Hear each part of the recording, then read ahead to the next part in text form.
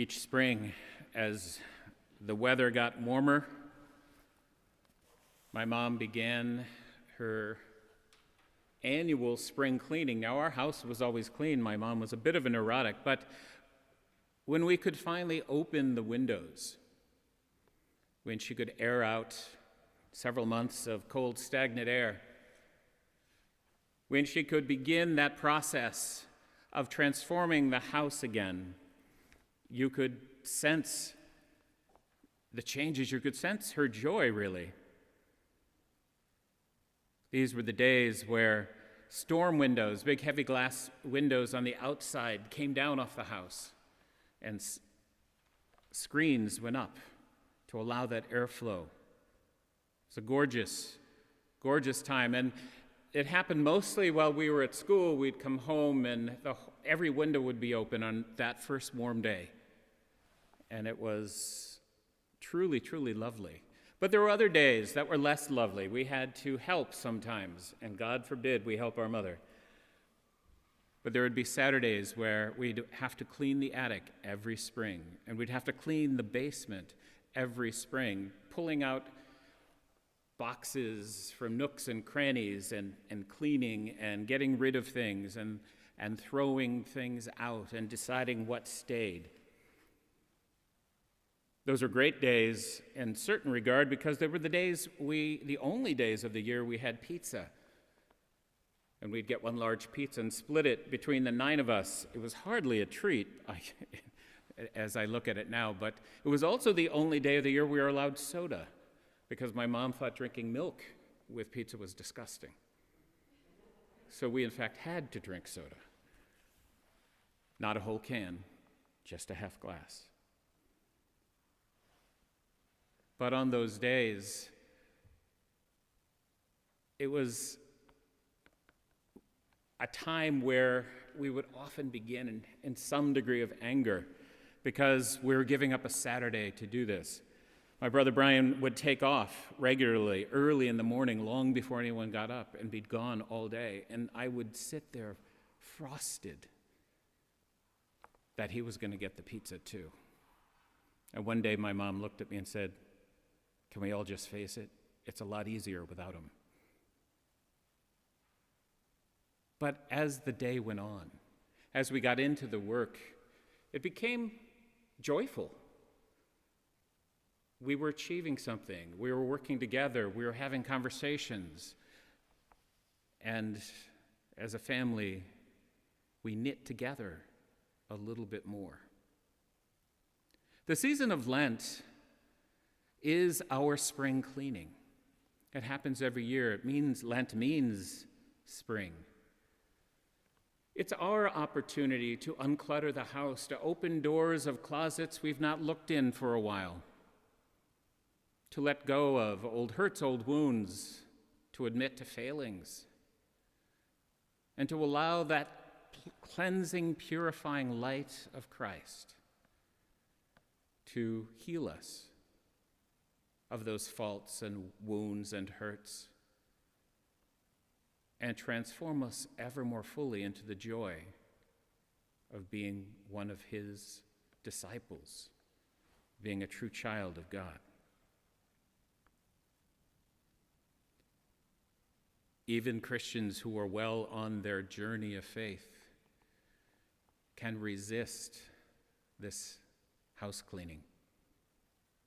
How many of us have turned so much of our life over to Christ, but still hold on to something behind one closed door?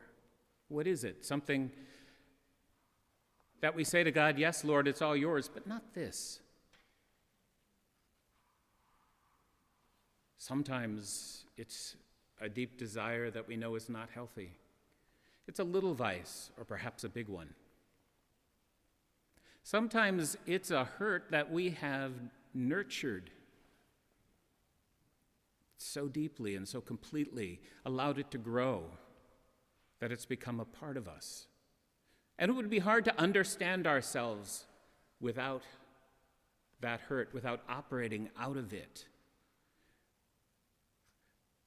But Christ was lifted up on the cross as a shining beacon of the love that our Heavenly Father pours out onto us, of God's deepest desire to be united with us, to have us let go of everything that keeps us from full union with Him.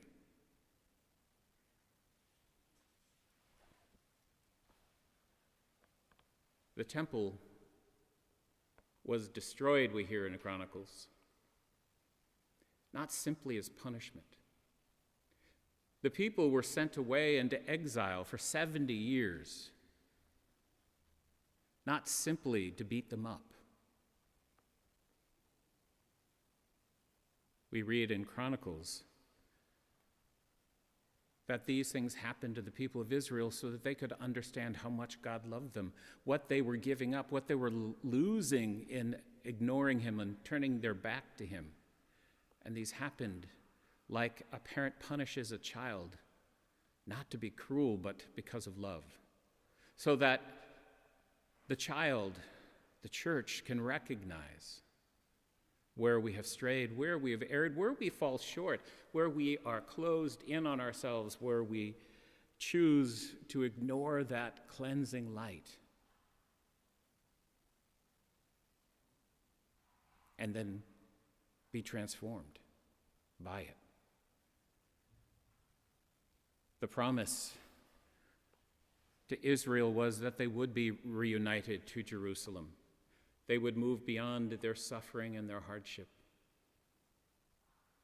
and then would rejoice, as we heard in our opening antiphon. Christ sent His Son to teach us love, to teach us what the fullness of love for our Heavenly Father would look like, and to teach us the fullness of our Heavenly Father's love for each and every one of us. Christ was lifted up on the cross, and here in the Gospel of John, it's very important to understand that that moment of glory isn't the resurrection. It is when He is lifted up in His suffering on the cross, not to glorify suffering, but to show the depth of His love and the depth of God's love for us, hoping that someplace in our hearts we will turn that key, open the closet, and let go that which holds us back, and allow that purifying light of Christ to heal us, transform us, transfigure us, and help us to go forth, being that light, being that healing, being that moment of grace to others who are still locked in.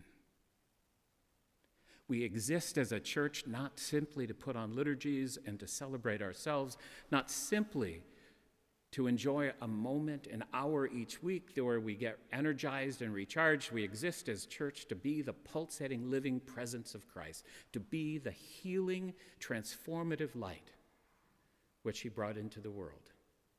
Lent gives us an opportunity to knock off the incrustations, to slim down, to focus once again on who we are, the gift we've received, the priority of our lives, and to move forward again as church, as individuals, as families, to move forward again as manifestations of hope.